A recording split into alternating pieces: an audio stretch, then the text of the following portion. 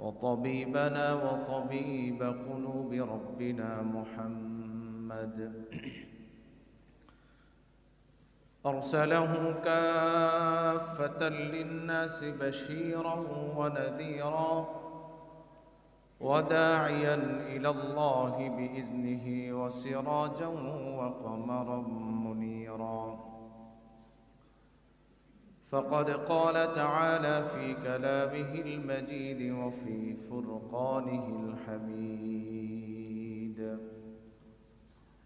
أعوذ بالله من الشيطان الرجيم. بسم الله الرحمن الرحيم.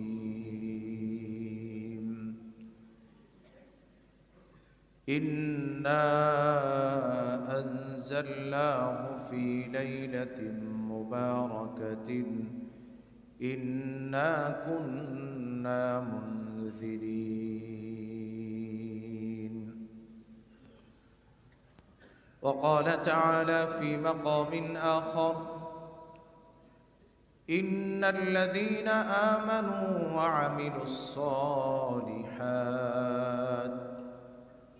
وعملوا الصالحات كانت لهم جنات الفردوس نزلا. وقال سيدنا رسول الله صلى الله عليه وسلم: إذا كانت ليلة النصف من شعبان فقوموا ليلها وصوموا نهارها، إلى آخر الحديث، أو كما قال النبي عليه الصلاة والسلام. صدق الله مولانا العظيم وصدق رسوله النبي الكريم، ونحن على ذلك لمن الشاهدين والشاكرين والذاكرين، والحمد لله رب العالمين.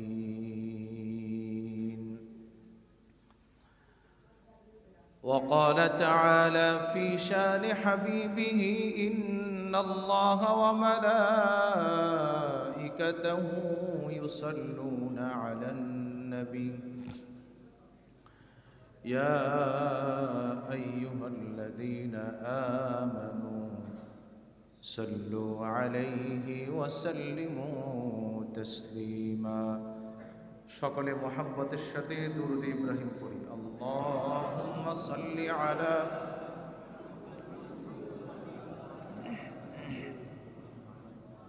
কামা সাল্লাইতা আলা ইব্রাহিম ওয়া আলা আলি ইব্রাহিম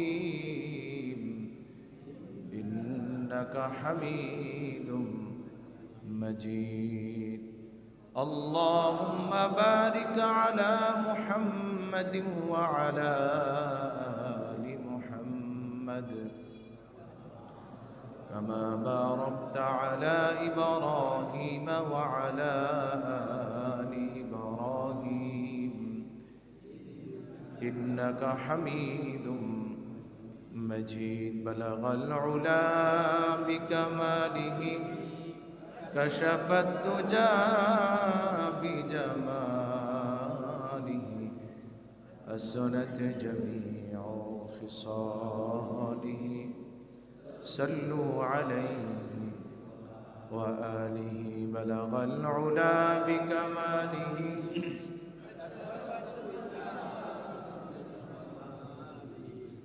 حسنت جميع خصاله صلوا عليه.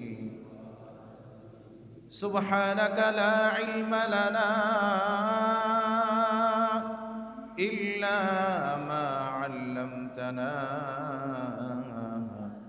إنك أنت العليم الحكيم.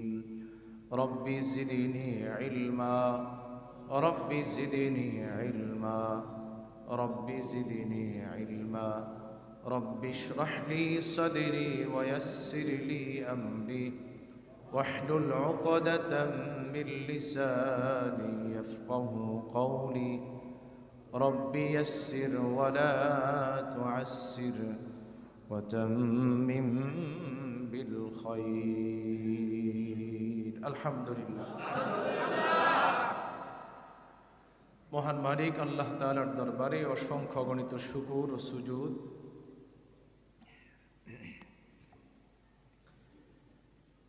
যিনি আমাদের প্রতি দয়া করে মায়া করে আমাদেরকে ভালোবেসে পবিত্র শাবান মাসের দ্বিতীয় জুমাতে আল্লাহ সুবহানাহু ওয়া তাআলা আমাদেরকে তার ঘরে আসার ও বসার তৌফিক দিলেন, আমাদেরকে সুস্থ রেখেছেন, আমাদের মানসিক শারীরিক দৈহিক সমস্ত অবস্থা সুস্থ রেখে জুমার নামাজের সালাতের আগ মুহূর্তে কিছু কথা বলা এবং শোনার মতো তৌফিকটুকু দিলেন। সেই মালিকের দরবারে আমরা সকলেই অন্তঃস্থল থেকে একবার কালিমাতুশ শুকর আদায় করছি, সকলে পড়ি আলহামদুলিল্লাহ। অসংখ্য গণিত দুরুদ সালাম আখিরি নবী সৈয়দুল কওনাইন ইমামুল মুরসালিন আকা নামদার তাজদার মদিনা হাবিব কিবরিয়া আশরাফুল আম্বিয়া জনাব মুহাম্মদুর রাসূলুল্লাহ সাল্লাল্লাহু আলাইহি ওয়াসাল্লামের শানে প্রেরণ করছি। মুআজ্জাজ মুহতারাম সম্মানিত মুসলিয়ান ইকরাম, পবিত্র শাবান মাস চলতেছে, রমজানের আগের মাস, অত্যন্ত গুরুত্বপূর্ণ মাস। হাদিসের মধ্যে আসছে রাসূল করিম সাল্লাল্লাহু আলাইহি ওয়াসাল্লাম বলেন, হযরত আয়েশা রাদিয়াল্লাহু তাআলা আনহা থেকে বর্ণিত, হযরত আয়েশাকে জিজ্ঞেস করা হয়েছে আমাদের নবী সাল্লাল্লাহু আলাইহি ওয়াসাল্লাম শাবান মাসে কোন আমলটা সবচেয়ে বেশি করতেন। আয়েশা রাদিয়াল্লাহু তাআলা আনহা বলেন যে আমি রাসূলকে দেখেছি শাবান মাসে তিনি সবচেয়ে বেশি, রমজানের পরে শাবান মাসে সবচেয়ে বেশি রোজা রাখতেন। মজা সাহেব একটুটা কমাই দেন। শাবান মাসে কি আমল করতেন বলেন?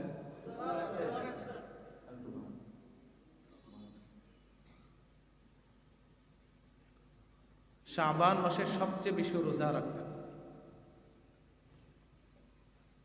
এই জন্য আমরাও চেষ্টা করব বাকি যে দিনগুলো আছে ওই দিনগুলোতে যেন আমরাও কি রাখতে পারি, রোজা রাখতে পারি।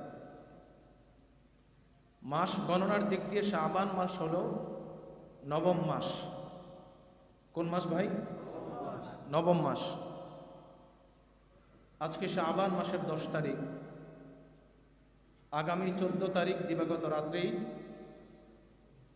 হাদিসের ভাষায় বলা হয় লাইলাতুন নিসফি মিন শাবান, ফার্সিতে বলা হয় শবে বরাতের রাত, বাংলায় আমরা বলি ভাগ্যের রজনী। আরবিতে কি বলা হয়? লাইলাতুন নিসফি মিন শাবান। ফার্সিতে বলা হয়, বলেন, শবে বরাত। বাংলায় আমরা কি বলি? ভাগ্যের রজনী বা মুক্তির রজনী। সব শব্দের অর্থ হইল রাত, বরাত শব্দের অর্থ হইল মুক্তি, নাজাত। তাহলে শবে বরাত অর্থ কি হইল? মুক্তির রজনী। কি রজনী ভাই? মুক্তির রজনী। এই রাতগুলো শুধুমাত্র এই উম্মতের জন্য আল্লাহ তাআলা দিয়েছেন, যেন এই উম্মতেরা হায়াতি জীবনের সমস্ত গুনাহগুলো বিশেষভাবে এই রাতগুলোতে আমল করে তাদের জীবনের গুনাহগুলো মাফ করাইতে পারে। পূর্বেকার কোনো উম্মতের জন্য শবে কদর ছিল না। সুবহানাল্লাহ বলেন না? হুসুসান শুধুমাত্র উম্মতে মুহাম্মাদের জন্য। এই হিসাবে আমরা বড় ভাগ্যবান। কথা বলেন? আল্লাহ আমাদেরকে শেষ নবীর উম্মত বানিয়েছেন, আলহামদুলিল্লাহ বলেন।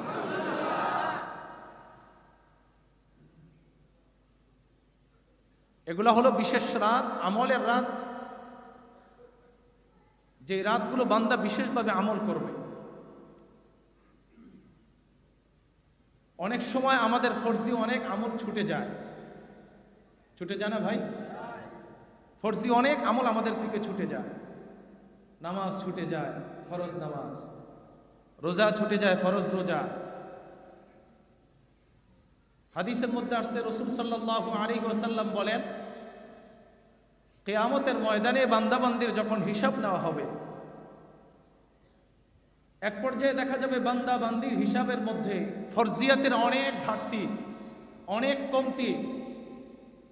রাসূল বলেন, আল্লাহ তাআলা ফেরেশতাদেরকে জিজ্ঞেস করবে, দেখো তো ওই বান্দা বান্দির আমল নামায় নফল কোনো ইবাদত আছে কিনা, নফল কোনো আমল আছে কিনা। ফেরেশতারা পেশ করবে, আল্লাহ ওই বান্দার আমল নামায় তো শবে বরাতের রাতের ইবাদত আছে, শবে কদরের রাতের ইবাদত আছে, জুমার রাতের ইবাদত আছে, আরাফার রোজার ইবাদত আছে। ওই বান্দার আমল নামায় তো শবে মেরাজের আমল আছে, হ্যাঁ, ঈদের রাতের আমল আছে। আল্লাহ তাআলা বলবেন, তাহলে তার ফরজের ঘাটতিগুলো ওই নফল দিয়ে পরিপূর্ণ করে দাও।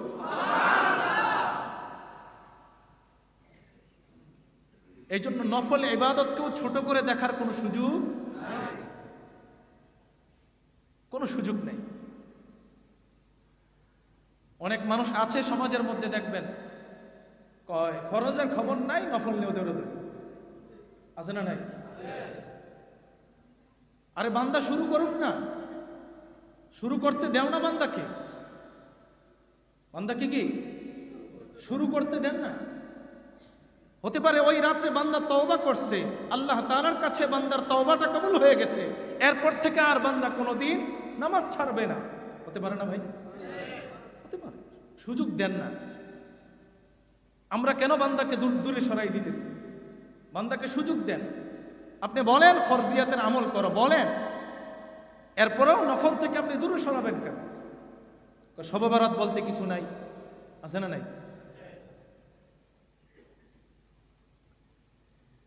ইযা কানাত লাইলাতুন নিসফি মিন শাবান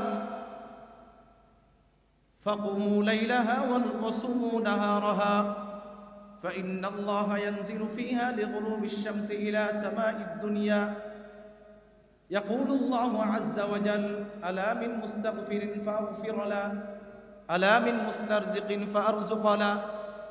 হাদিসের মধ্যে আল্লাহ রাসূল সাল্লাল্লাহু আলাইহি ওয়াসাল্লাম বলেন, লাইলাতুন নিসফি মিন শাবান যখন হয়, 14 তারিখ দিবাগত রাত যখন হয়, আল্লাহ সুবহানাহু ওয়া তাআলা এই রাতে প্রথম আসমানে নেমে আসে। এখন আপনাদের প্রশ্ন হইতে পারে, আল্লাহ কেমনে নেমে আসে? আল্লাহর যেভাবে আসার দরকার সেভাবে আসে। আর কোনো প্রশ্ন আছে? আওয়াজ করে বলেন, আছে? কুল্লু মান আলাইহা ফান ওয়া ইয়াবকা ওয়াজহু রাব্বিকা যুল জালালি ওয়াল ইকরাম। আল্লাহ সব জায়গায় আছে, সব ধ্বংস হয়ে যাবে, কিন্তু আমার মালিক, আমাদের মালিক আল্লাহ সব জায়গায় বিরাজমান। আল্লাহ তাআলা প্রথম আসমানে আসেন, এসে বলতে থাকেন, আলা মিন মুস্তাগফিরিন ফাগফির লা, আছো কি আমার কাছে কেউ ক্ষমা চাওয়ার জন্য? সুবহানাল্লাহ। আমার কাছে ক্ষমা চাওয়ার জন্য কেউ আছো কি? তুমি বিপদে আছো, বিপদ থেকে উদ্ধার হওয়ার জন্য আমার কাছে, বিপদ থেকে মুক্তির জন্য আবেদন করার মতো কেউ আছে কি? মুসিবতে আছে, আমার কাছে মুসিবত থেকে উদ্ধারের জন্য আবেদনের জন্য কেউ আছে কি? আল্লাহ বান্দাকে এভাবে, বান্দিকে এভাবে ডাকতে থাকেন, জীবন ভর গুনাহ করছো, আমার কাছে ক্ষমা চাও, অন্যায় করছো ক্ষমা চাও, অপরাধ করছো ক্ষমা চাও, তুমি আমার কাছে ক্ষমা চাইতে দেরি, আমি আল্লাহ তোমার জীবনের হায়াতি, জীবনের সমস্ত গুনাহগুলো মাফ করতে এক মুহূর্ত দেরি হবে। হাত্তা ইয়াতলু আল ফাজর, হাদিসের মধ্যে আসছে ফজর পর্যন্ত আল্লাহ তাআলা বান্দা বান্দিকে এভাবে ডাকতে থাকে। সুবহানাল্লাহ। এই জন্য লাইলাতুন নিসফি মিন শাবান, এই রাত বড় ইবাদতের রাত, এই রাত বড় ফজিলতপূর্ণ রাত। আমরা হেলায় খেলা নষ্ট করব ইনশাআল্লাহ। জোরে বলে। অনেক ভাই আছে মসজিদে এসে সারা রাত নামাজ তো পড়ে না, বরং গল্প গুজব করে, আছে না নাই? গোল করে বৈশা 4-5 জন বৈশা বৈশা গল্প গুজব করে, এগুলো নাফরমানি। আল্লাহ আপনাকে সুযোগ দিছেন, আল্লাহ আমাকে সুযোগ দিছেন, এটা সুযোগের অসৎ ব্যবহার করা যাবে না, এটা আমাদের জন্য সুযোগ। হতে পারে আপনার জন্য আমার জন্য হায়াতি জীবনের শেষ শবে বরাত। কি ভাই? গত জুমাতেও আমাদের অত্র মসজিদের সম্মানিত সেক্রেটারি সাহেবের সম্মানিত পিতা এখানে বসেছিলেন, গত জুমাতেও বসেছিলেন। গত পরশু দিনও আমি দেখছি ফজরের সবার আগে মসজিদে এসে বসে রয়েছে। আজকে আছে? চলে গেছে। 5 মিনিটও সময় দেয়, এমন না যে 1 ঘন্টা ধরে দাবড়াইতেছে, খারাপ লাগতেছে, এমনও না। 5 মিনিটও সময় দেয়, বলছে আমার শরীরটা খারাপ লাগতেছে, মাথা ফালাই দিচ্ছে, শেষ। এই জন্য কদর করা, এই জন্য কি করা ভাই? এই রাতে আল্লাহ তাআলার কাছে দোয়া কবুল হয়। 5টা রাতের ব্যাপারে বলা হয়েছে যে 5টা রাতের দোয়া আল্লাহ তাআলার কাছে ফিরত আসে না, মানে আল্লাহ তাআলা কি করেন? জোরে বলেন। একটা রাত হলো শবে কদরের রাত, মনে থাকবে ইনশাআল্লাহ। কোন রাত? 1 নম্বর বলি, 1 নম্বর শবে কদরের রাত, 1 নম্বর হলো জুমার রাত। সুবহানাল্লাহ বলে। তাহলে আমাদের জন্য সহজ হইব, বছর অপেক্ষা করতে হইব না।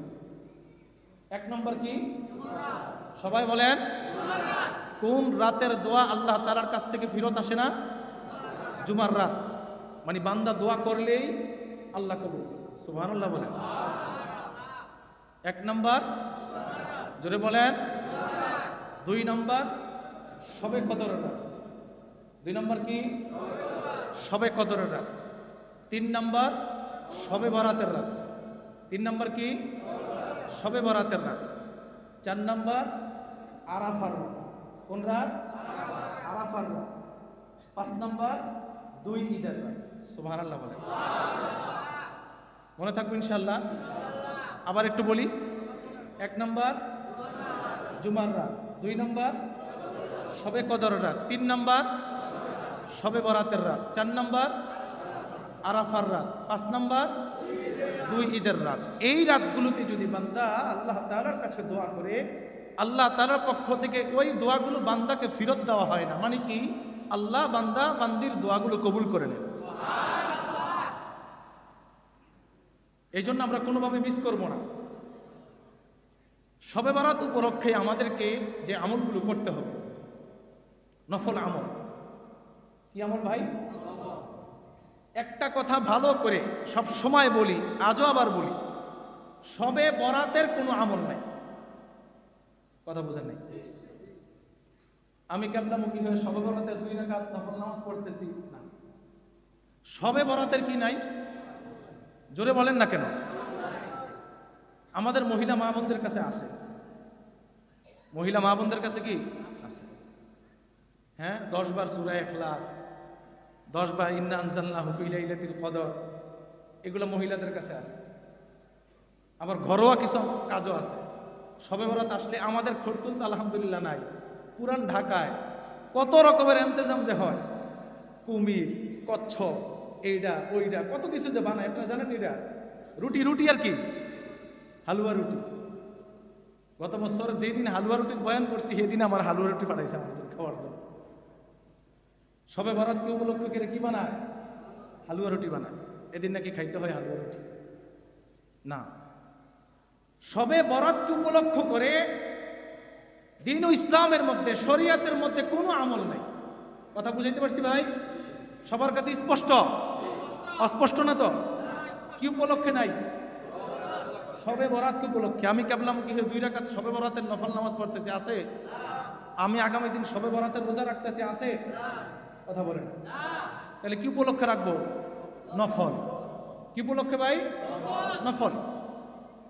নফল রোজা রাখবেন, নফল ইবাদত করবেন, শবে বরাতকে উপলক্ষ করে না। কোরআন এবং হাদিস নির্যাস করে উলামায়ে কেরাম আমাদেরকে শবে বরাতকে সামনে রেখে যে আমলগুলো করতে বলেন, এই আমলগুলোর মধ্যে 1 নম্বর আমল হলো যে সারা রাত ইবাদতের মাধ্যমে, আমলের মাধ্যমে রাতকে উদযাপিত করা। সুবহানাল্লাহ। 1 নম্বর আমল কি? রাতকে আমরা কিভাবে উদযাপিত করব? কথা বলেন না কেন? ইবাদতের মাধ্যমে, আমলের মাধ্যমে আমরা রাতকে উদযাপিত করব, মানে রাত জাগ্রত থাকবো, জাগ্রত থেকে আমরা ইবাদত করব, আমল করব। কি ইবাদত করব? 1 নম্বর হলো নামাজ পড়ব। কি ইবাদত? 1 নম্বর নামাজ পড়ব। কিছু সময় নামাজ পড়ব, কিছু সময় নামাজ পড়ব, আবার কিছু সময় বসে বসে কোরআন তেলাওয়াত করব, কিছু সময় বসে বসে জিকির আজকার করব। আবার যারা সলাতুত তাসবিহের নামাজ পড়ি, আমরা সলাতুত তাসবিহের নামাজটা পড়ার জন্য কি করব? চেষ্টা করব ইনশাআল্লাহ। রাসূল করিম সাল্লাল্লাহু আলাইহি ওয়াসাল্লাম ওনার চাচাকে বলেছেন, চাচা যদি সম্ভব হয় প্রতিদিন পড়বেন সলাতুত তাসবিহের নামাজ। প্রতিদিন সম্ভব না হইলে সপ্তাহে 1 দিন পড়বেন, সপ্তাহে 1 দিন সম্ভব না হইলে মাসে 1 দিন পড়বেন, মাসে একবার সম্ভব না হইলে বছরে একবার পড়বেন, বছরেও যদি সম্ভব না হয় আপনার হায়াতি জীবনে একবার পড়বেন। আল্লাহ রসুলকে জিজ্ঞেস করা হলো লাভ কি, ফায়দা কি এতে? আল্লাহ রসুল বলেন, কেউ যদি জীবনে, হায়াতি জীবনে একবার সলাতুত তাসবিহের নামাজ আদায় করে, আল্লাহ এই নামাজের বিনিময়ে বান্দা বান্দির হায়াতি জীবনের সমস্ত গুনাহ মাফ করে দেন। দরকার আসেনি?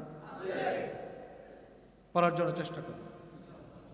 এই রাতে 1 নম্বর আমল সালাত আদায় করা, জিকির আজকার করা, কোরআন তেলাওয়াত করা, সালাতুত তাওবার নামাজ পড়া, 2 রাকাত 4 রাকাত যতটুকু পারেন, সালাতুল হাজতের নামাজ পড়া। এগুলো তো বুঝি না হুজুর, সালাতুল হাজতের নামাজ আবার কি? সালাতুল হাজতের নামাজ আবার কি? এগুলো তো এখন সমাজের মানুষ পড়ে না। ইস্তেখারা বলে, অনেক সময় ওলামায়ে কেরামদের কাছে গেলে বলে ইস্তেখারা করবেন। কি বলে? ইস্তেখারা করবেন। অনেকে আমাদের মধ্যে বুঝে না যে হুজুর ইস্তেখারা আবার কি জিনিস, আছে না নাই? কথা বলেন না কেন? ইস্তেখারা কি জিনিস এটা অনেকেই বুঝে না। সন্তানকে বিয়ে দিবেন বা আপনি নিজে বিবাহ করবেন, যদি কোনো মেয়ের কাছে পারিবারিকভাবে প্রস্তাব দেয়, কোনো ছেলের কাছে মেয়েটাকে বিবাহ দিবেন, প্রস্তাবনা যদি আসে বা প্রস্তাব দেন, ওই প্রস্তাব দেওয়ার পরে ওই মেয়েটা আপনার পরিবারের জন্য যোগ্য কিনা, ভালো হবে কিনা, খায়ের হবে কিনা, কল্যাণকর হবে কিনা, এটার জন্য আল্লাহ রসুল বলেন তুমি ইস্তেখারা করো। তুমি ব্যবসা করবা, ইস্তেখারা করো। তুমি মসজিদের পিছনে ওই জমিটা রাখবা, তুমি ইস্তেখারা করো। তুমি ওই ফ্ল্যাটটা বিক্রি করবা, তুমি ইস্তেখারা করো। তুমি এই কাজটা করবা, ইস্তেখারা করো। স্বপ্নের মাধ্যমে আল্লাহ তাআলা তোমাকে দেখাই দিবেন, বুঝাই দিবেন যে বান্দা তোমার জন্য এটা ভালো হবে, তোমার জন্য এটা খারাপ হবে। এটার নাম কি বলেন? ইস্তেখারা। কি নাম? ইস্তেখারা। আপনি মেয়েটাকে বিবাহ করবেন, ইস্তেখারা করেন। যদি ভালো হয় দেখবেন কেউ আপনাকে মিষ্টি খাওয়াই দিতেছে, কেউ আপনাকে ভালো একটা কিছু দিতেছে, হাদিয়া দিতেছে, তাহলে আপনি বুঝে নিয়ে এটা কি ভালো হবে। আর যদি খারাপ হয় দেখবেন কেউ কুত্তা আপনার পিছন থেকে দৌড়াইতেছে, সাপ আপনার সবল দিতেছে, আপনি হোঁচট খেয়ে ঘুম থেকে পড়ে গেছেন, হঠাৎ করে ভয় পেয়ে গেছেন, তাহলে বুঝতে হবে আপনার এটা কি ভালো না, এটা আপনার জন্য কি হবে? খারাপ হবে। হ্যাঁ, ভালো দেখার পরেও যদি উল্টা হয় বুঝতে হবে এটা কি তাকদীরের মুআমালা। এটা কি ভাই? তাকদীরের মুআমালা। বুঝাইতে পারছি সবাইকে? করবেন তো ইনশাআল্লাহ? ইস্তেখারার নামাজ যেই কোনো বিষয়ে ভালো না খারাপ বোঝার জন্য রাতের বেলা একটা ছোট্ট একটা দোয়া আছে, অনেক লম্বা একটা দোয়া আছে, আল্লাহুম্মা খিরলি ওয়াস্তাগফির, আল্লাহুম্মা খিরলি ওয়াখতারলি, আল্লাহুম্মা খিরলি ওয়াখতারলি। এই দোয়াটা পড়ে 2 রাকাত নামাজ পড়ে ডান কাতে শুয়ে যাবেন। শোয়ার পরে আল্লাহ তাআলা আপনাকে স্বপ্নের মাধ্যমে দেখাই দেবেন। না আর একটু আস্তে করে কোন, কারণ আপনাদের তো এটা কইরা অভ্যাস নাই, আপনারা তো মেম্বার সেরেমনির পিছনে দৌড়ে অভ্যাস। আপনারা সুবহানাল্লাহ কইবেন কেমনে?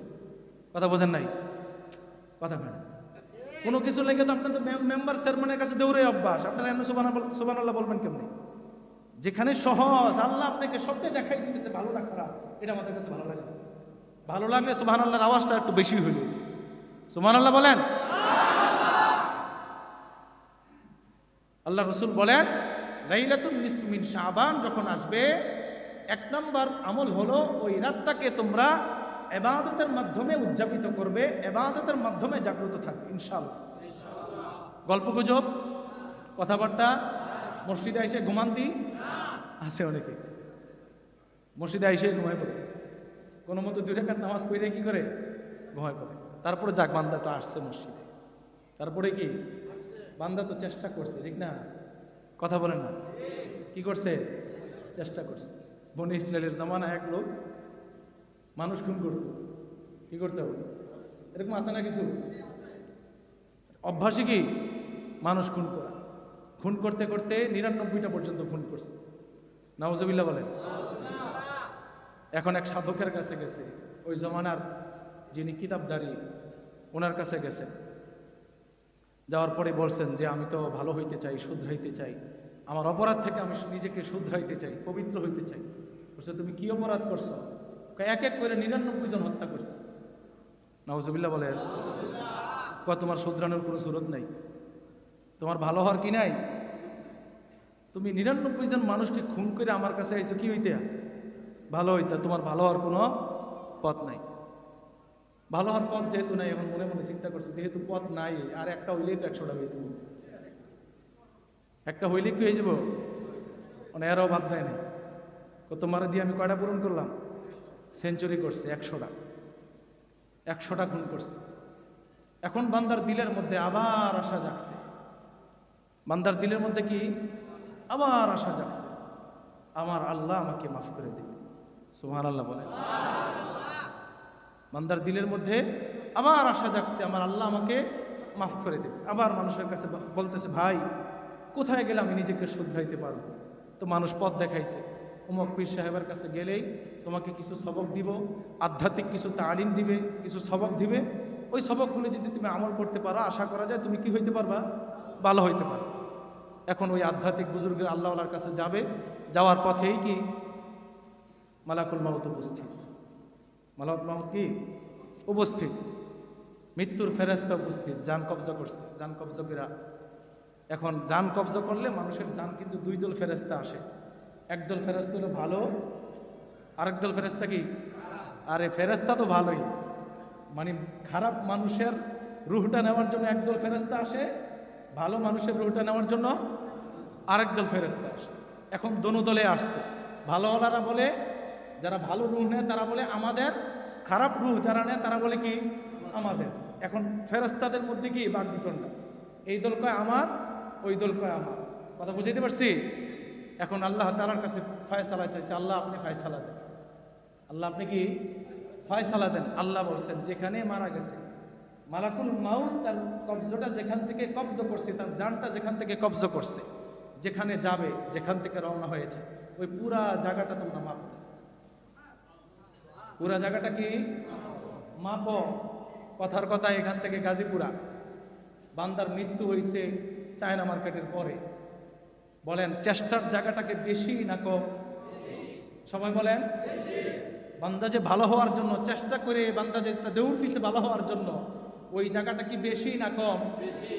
আল্লাহ ফেরেশতাদেরকে বললেন, দেখো বান্দার ভালো হওয়ার দিকটা বেশি নাকি পিছনের দিকে এখনো খারাপ হওয়ার দিকটা রয়ে গেছে? ফেরেশতারা বলেন, আল্লাহ বান্দার তো ভালো হওয়ার দিকটা বেশি। ভালো হওয়ার দিকটা কি বেশি? তাহলে যারা ভালো রূহ কবজ করতে আসছো, এটা তোমাদের রূহ, এটা জান্নাতি ব্যক্তিদের রূহ। বান্দার ভালো হওয়ার চেষ্টা ছিল। কথা বলেন ভাই, ভালো হওয়ার চেষ্টা ছিল।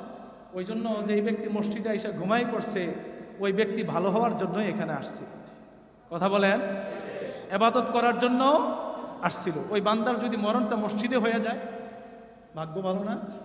কথা বলেন। এই উসিলায় আল্লাহ কি করতে পারেন? মাফ করতে পারেন।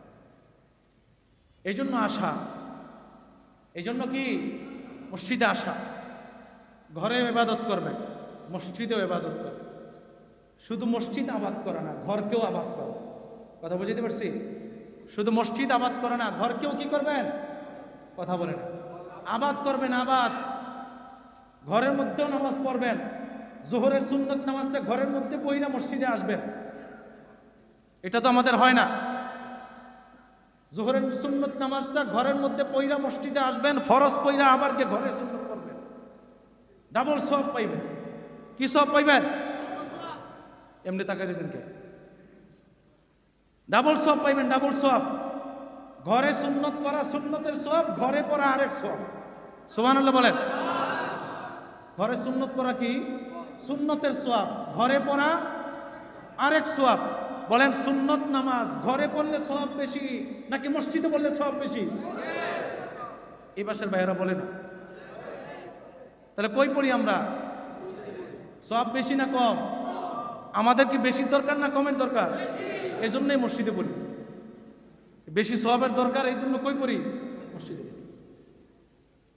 সুন্নত নামাজ ঘরে পড়বেন, তাহাজ্জুদ নামাজগুলো ঘরে পড়বেন। কথা বুঝাইতে পারছি?